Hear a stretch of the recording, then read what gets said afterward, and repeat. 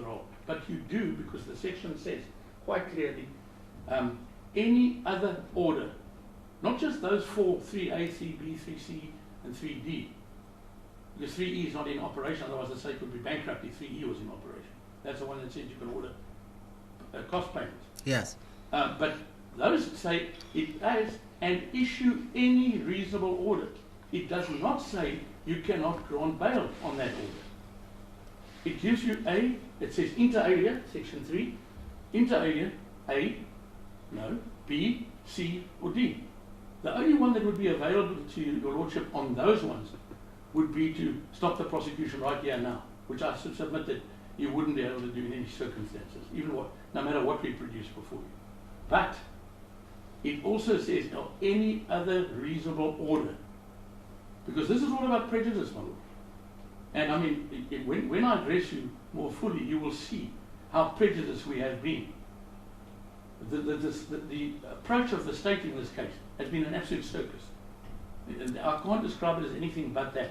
And those delays, and they are continuous and continual delays, have severely affected this particular applicant's right to a fair trial. Yes, we'll get to that. Yes, but saying that was scrutinizing words, maybe let's take a look at your notes of motion. My what? Oh? The notes of motion. Yes. Let's go to the notes of motion. The order you seek is that this court grants an order directing that an investigation be held. In other words, I must grant an order which directs that the investigation be made. Yes. So I grant that order to whom? To us? No. Applicant. I must direct that an investigation be held. Yes, that's exactly what the section requires me to do. Not must, my lord. No, direct. Let's take a look at the section again. Maybe we're missing each other. I'm Yeah. surprised. They use the word may. No, hang on. Let's go to the section. A court before which criminal proceedings are pending shall investigate. Yes, we can read further, my lord. Yes, any delay in the completion of proceedings, then it goes on and on. If there's a specific part that you wish to refer to, yes, let's go to it. Your lordship read a court before which criminal proceedings are pending shall investigate. In other words, peremptory. Yes. Any delay in the completion of proceedings which appears to be to the court to be unreasonable and which could cause substantial prejudice to the prosecution, the accused, or his or her legal advisor, the state, or witness. Maybe let's hold it right there. Yes. So the court shall, once it appears to the court that there appears to be unreasonable delay, then the court shall investigate. The court itself shall investigate. But first you must the point I'm making is, in your notice of motion, you are asking this court to direct that an investigation be made, which is different from what the section says. And I beg to differ, my lord. Yes. The investigation that we're asking you to direct is that second part of A, which says if it appears to you that it is unreasonable. So what you're going to do is look at the papers and determine on the papers whether it appears that the delays are unreasonable. If there's no peremptory words, you may.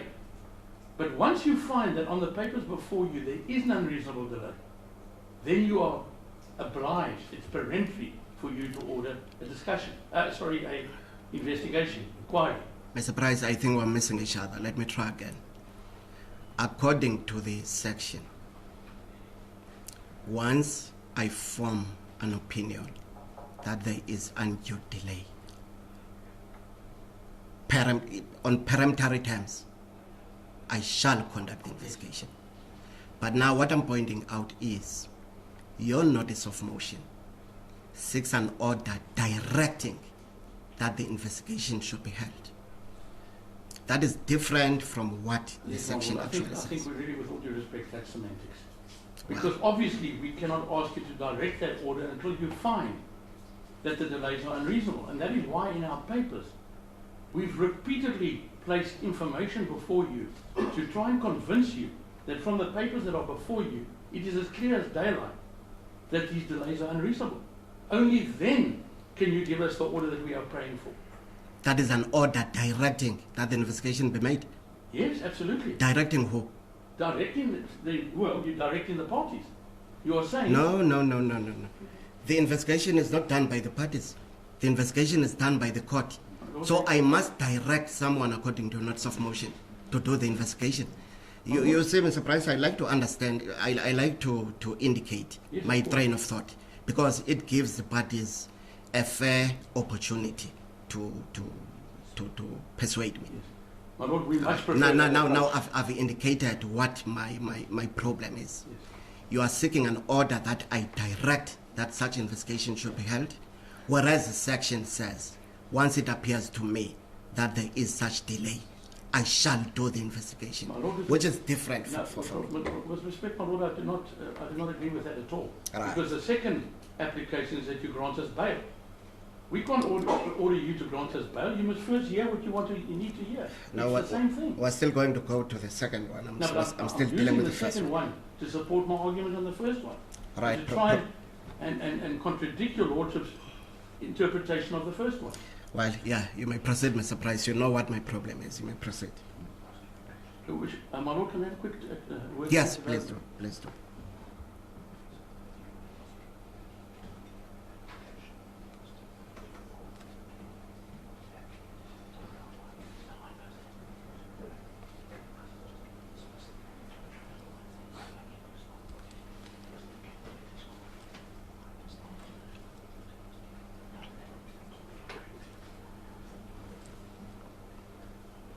Yes, my lord, thank you. I've heard, Mr. Dudley. Yes. So sorry, Mr. Price. I just want to make a note. Certainly.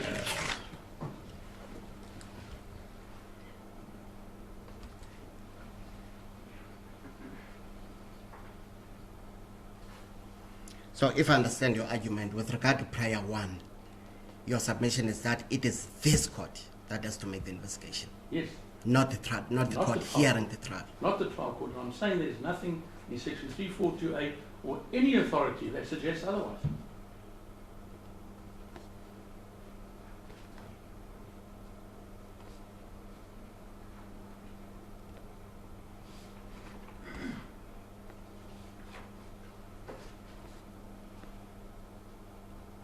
Yes. Well, that's as far as our application is concerned, my lord. But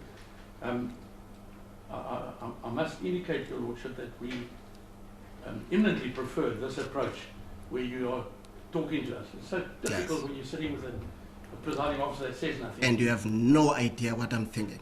And you don't get a chance to address me and persuade me if you think I'm wrong. She's Ozan. Yes. Yes.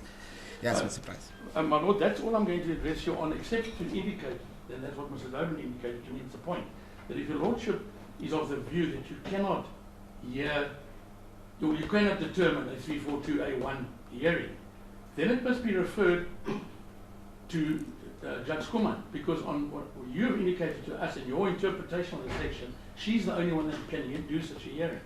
Well, a court holds prima facie views. You may persuade me otherwise, but my prima facie view is that that section is very clear. Do you understand That in my interpretation of it, it is Skuman J that can hear the application in prayer one.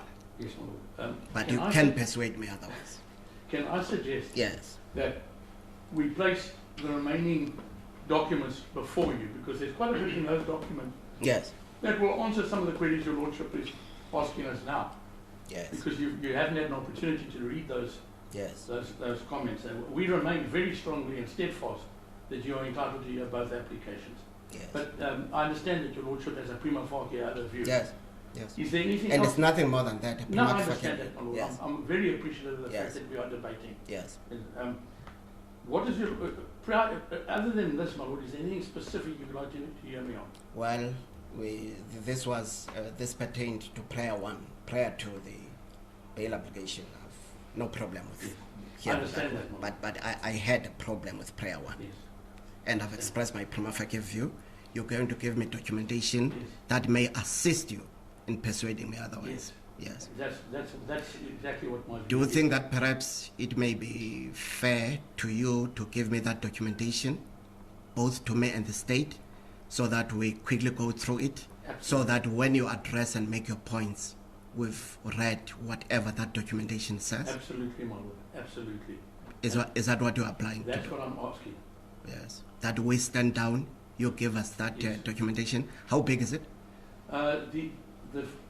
The heads of argument on the on the evidence, the viva voce evidence we're asking you to call, my lord, is the heads, I think, of 15 pages, but we've attached 15 pages. 15 pages. Also referring to authorities. Yes, and in fact, what we've attached there to is the code of ethics of the NDPP and a judgment which we believe will be useful. Is all that part of that That's 15 part of pages? that, the documentation. That's part of the 15 pages. And the other one that your lordship hasn't got is the original heads of argument, the annexes that were Yes. there. We have, I think, 5 cases we attached, and we believe that all of that will give us an even better opportunity to perhaps convince your lordship that you should hear both applications. Yes. I see it's 5 to 11, my lord. If you give us an hour, we'll be able to get it. You need to read it as well. I need to read it. So should we not make it that we then return at 2 o'clock?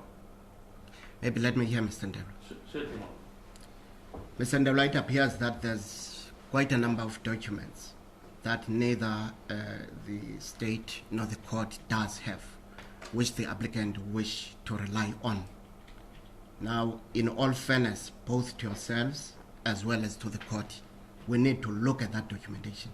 In fact, it ought to have been supplied well before now, so that by now we already have everything.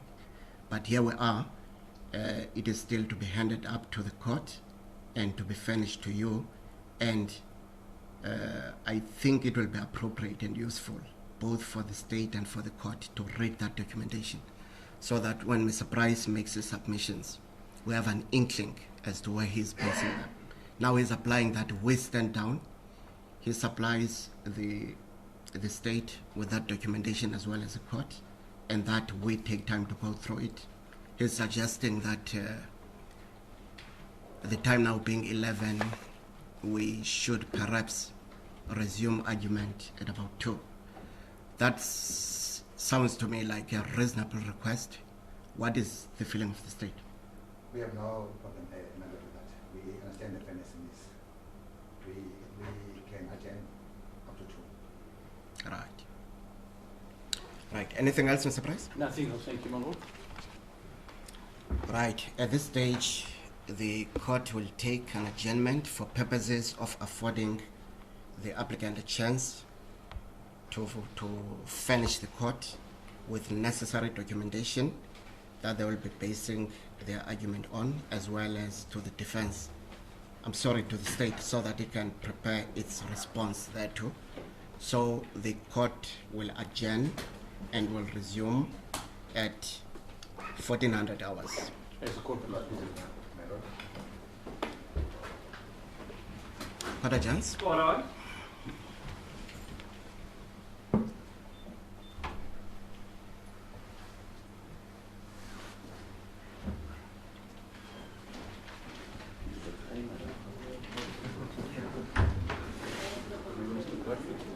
Yeah.